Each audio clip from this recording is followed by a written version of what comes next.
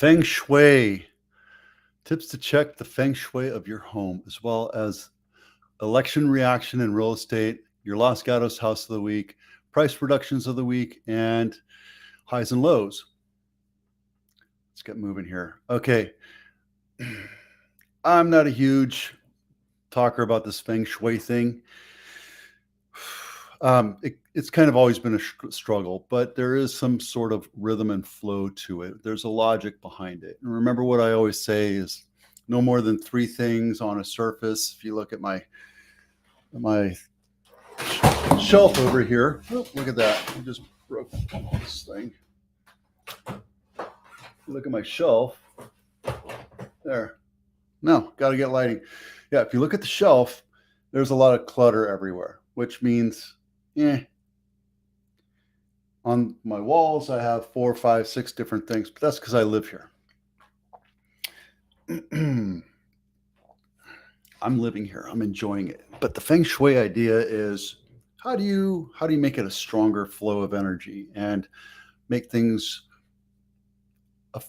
easy for people to go through and enjoy and see the value of your home. And the first thing is curb appeal, right? Curb appeal is very strong, very important. The buyer that rolls up on your house and takes a look at it, they're going to know within the first 5 seconds if they want to buy it or not. That includes your door. And a strong door really helps make your house look inviting, opulent, luxurious, or it just looks like a standard door. That's part of the curb appeal. So a healthy front door is important. The main entry is inviting and self-contained energy. When you step into the house, what is that house telling you? What does it feel like? Does it feel like, hey, this is a place I could live in, I can raise my kids here, I can enjoy, I can party, I can entertain, I can have friends over, create memories? That first step into that door, you have to have a feeling of welcome. And that's part of what feng shui really is all about. A happy, active, and nourishing kitchen. Yeah, you have to have a functional kitchen. If you have broken appliances like GE appliances, you're always going to be fixing it, always going to be worried about it, be focused on that, and that's going to give you a negative sentiment towards your house.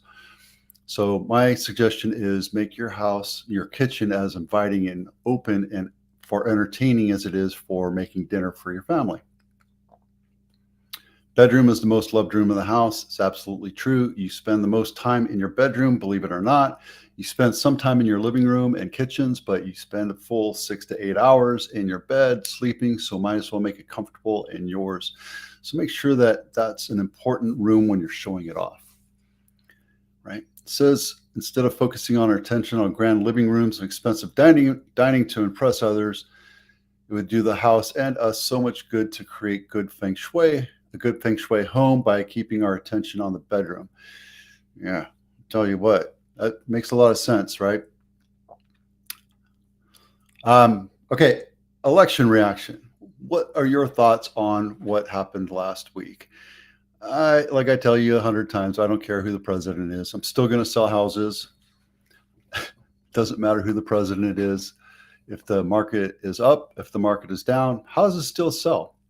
But there was a lot of election hesitation. If my candidate doesn't win, I'm not going to buy a house. So I'm going to wait and see what happens. Well, the last 6 weeks, people got a great deal because there were a whole lot less buyers out there.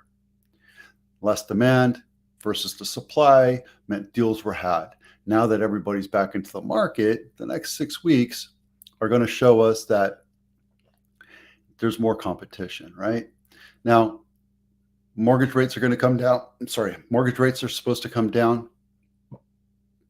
We're seeing the job report actually come to light and reality, and there's all sorts of different things that are popping in. Again, it doesn't matter who the president is. When it comes to real estate, it never has mattered. There is a slowdown, but that's because those people that are on the fence, the would-be buyers, are sitting there being afraid. When it's time to buy a house, it's time to buy a house. There should be nothing that tells you that now is not a good time to buy a house. If the market's going up, if the market's stalling, if the market is going down, or if the market is at a trough, it doesn't matter. It's always a good time to buy. It's always a good time to sell. If you're selling a house and moving into another house, it doesn't matter because it doesn't matter. As a matter of fact, I always say it's better for you to sell a house when there's a massive recession because there's less closing costs, less acquisition cost, and you buy it at a lower price. So your taxes, your property taxes are going to be lower. So are you going to wait for the market to crash? You can, but the last time there was a crash was 2008 to 2012. And guess what? There was a whole lot more competition then.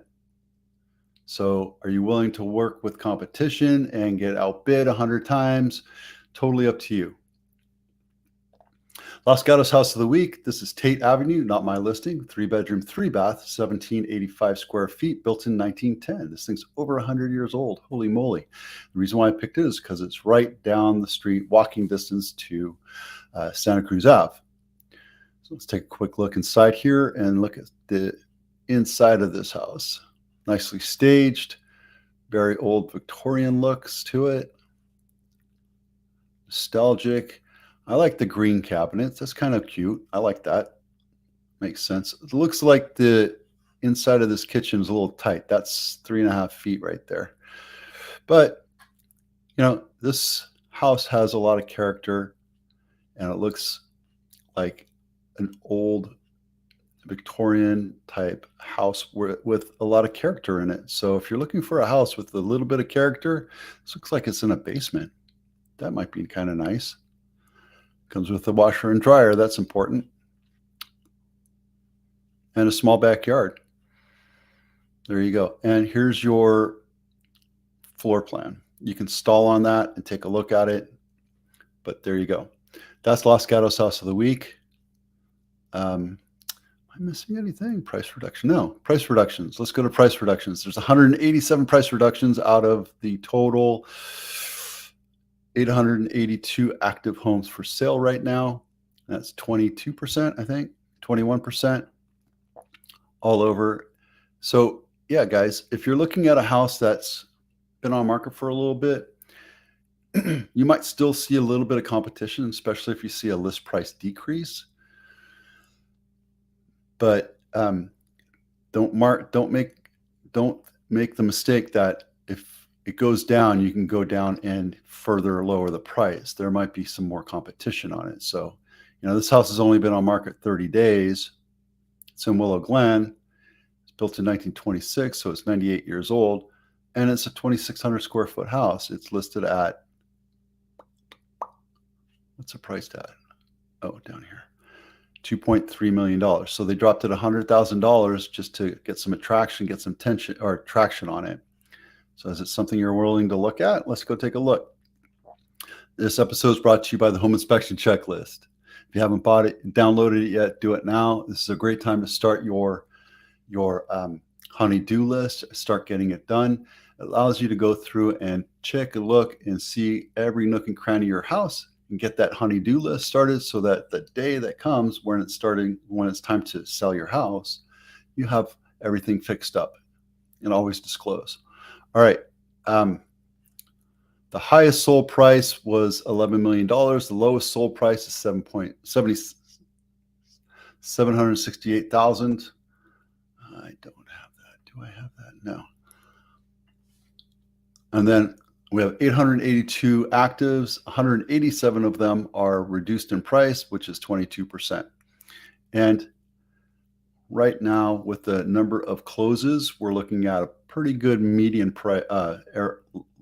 number of 140. So I don't actually have the median or average price or number of closes for the last year, but that's because I screwed up and deleted my old live spreadsheet. All right, that's it for now. Today's Tuesday, November 12th. I'm Vito with Abitano. We'll see you out there.